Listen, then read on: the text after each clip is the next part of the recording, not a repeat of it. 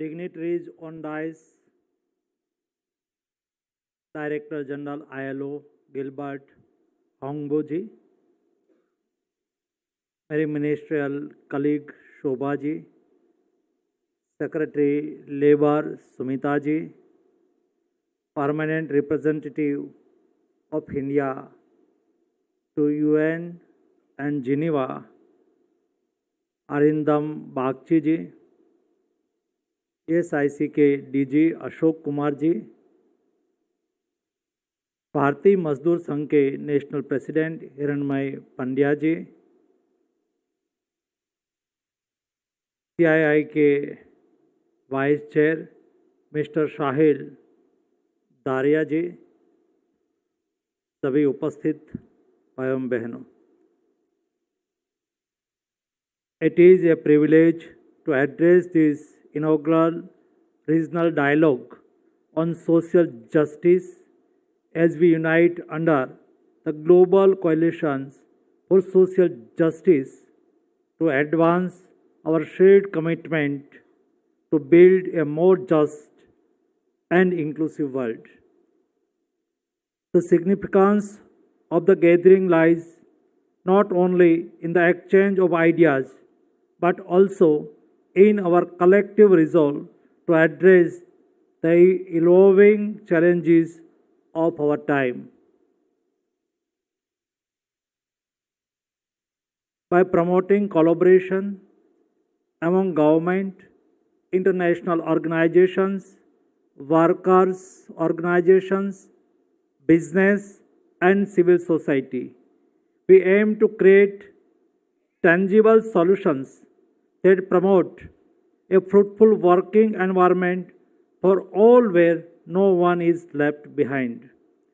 This initiative, launched by 2023 by ILO, represents a transformative step in our collective efforts to address social justice difficulties and accelerate the implementation of the 2030 Agenda for Sustainable Development.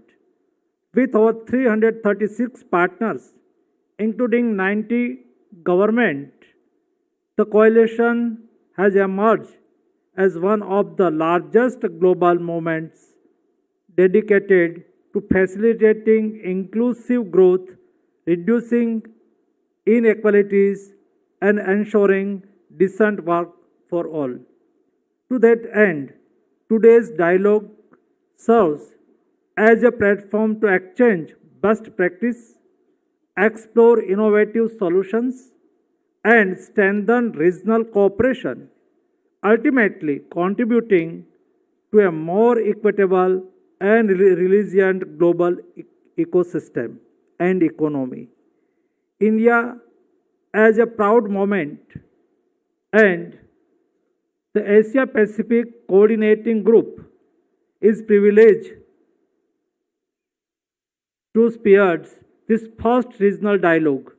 It fills me with immense joy in noting that we have decided to champion a key coalition intervention, responsible business practices for sustainable and inclusive societies.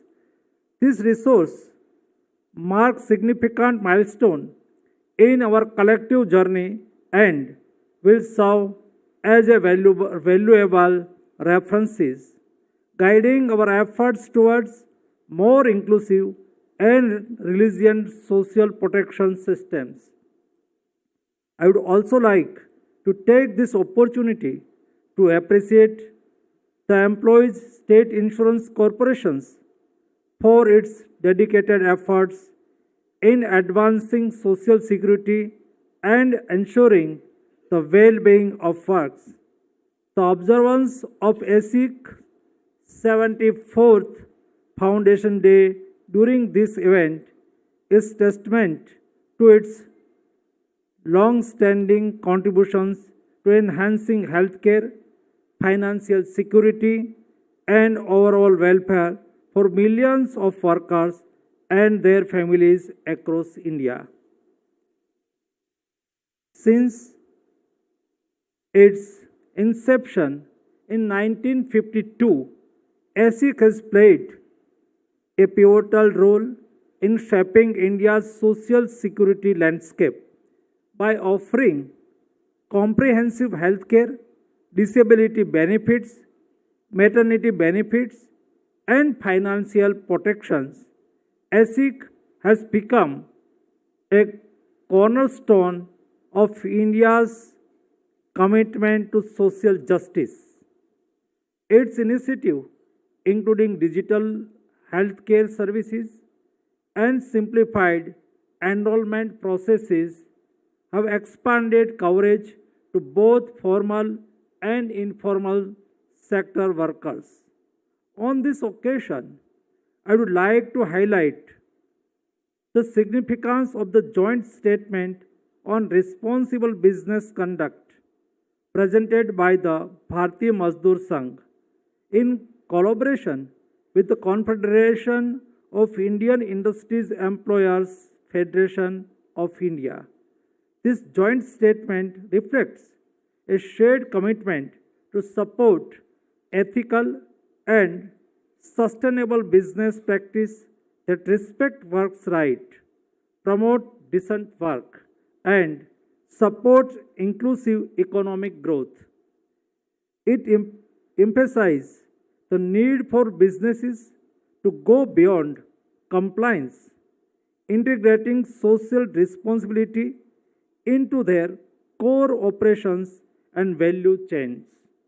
By prioritizing workers' well being, ensuring fair wages, and upholding workplace safety, businesses can contribute to a more just and resilient society. The statement also underscores the importance of collaboration between employers, workers, and policymakers in building a future of work that is both equitable and sustainable. I commend the workers and employers, organized enterprises for their pledge to join the global coalition and their commitment to join hands for promoting social justice. This highlights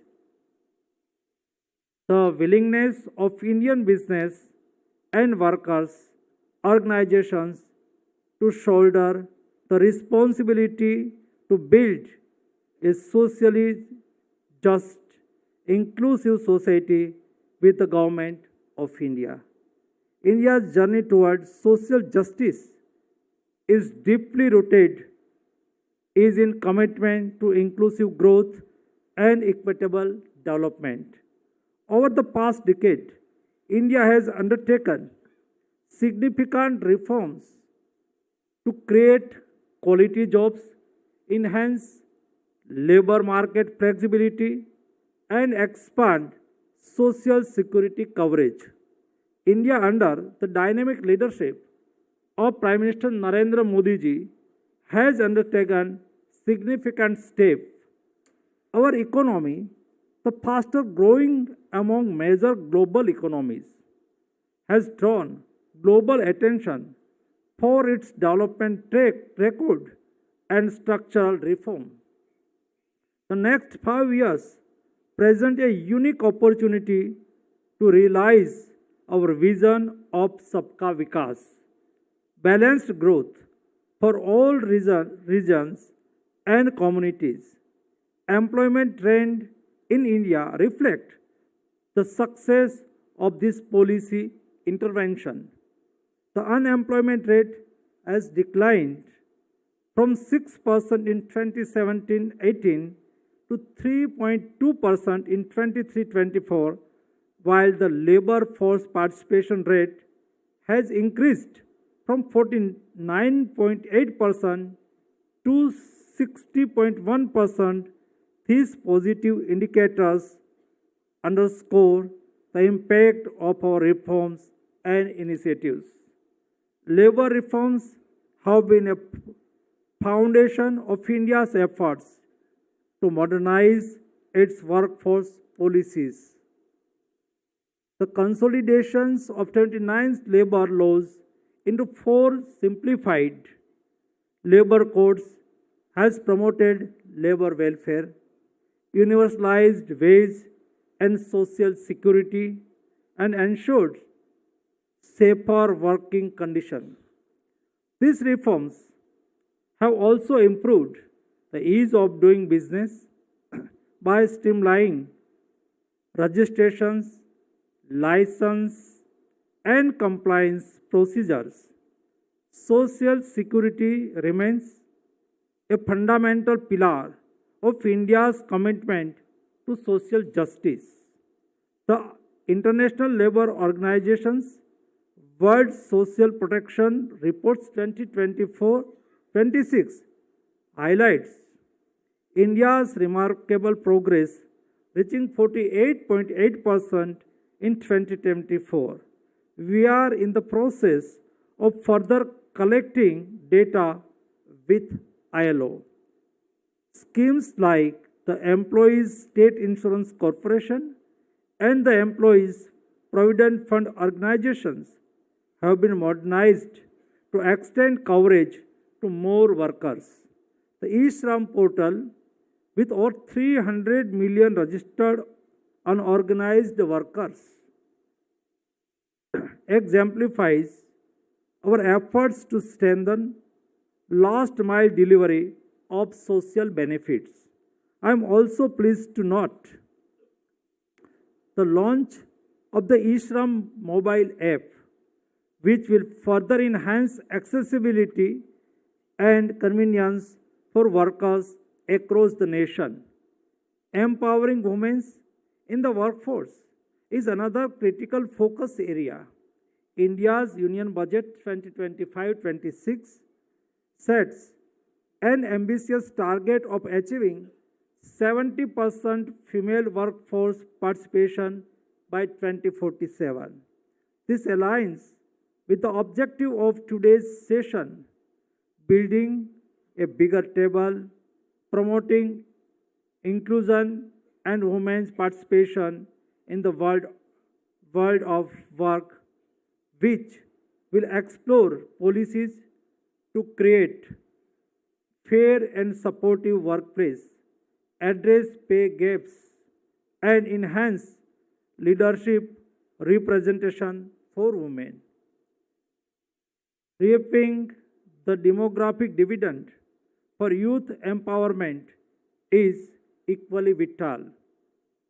With 65% of India's population under the age of 35, skill development is a national priority. The employability of Indian graduates has risen from 33% in 2013 to 54% in 2024. India has signed bilateral agreement with countries like Australia, Germany, Japan, and United Kingdom to facilitate international mobility as we navigate the transformative impact of artificial intelligence and technology.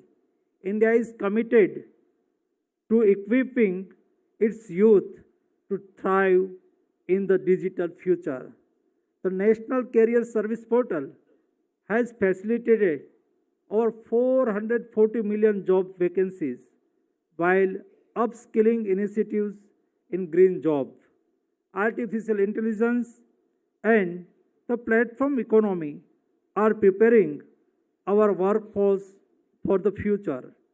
India's startup ecosystem, the third largest in the world, and its status as the GCC capital of the world are creating new opportunity in technology and healthcare sector.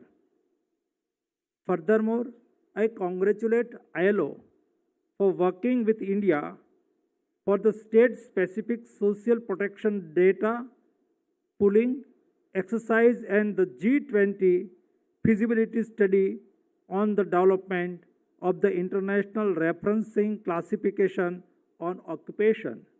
I also appreciate the ILO's collaboration with India on several joint projects aimed at promoting social justice. These initiatives include promoting decent work through responsible business conduct within business value chain, determining living wages, and preparing our youth for the future of work. In conclusion, responsible business demands a collective and inclusive approach.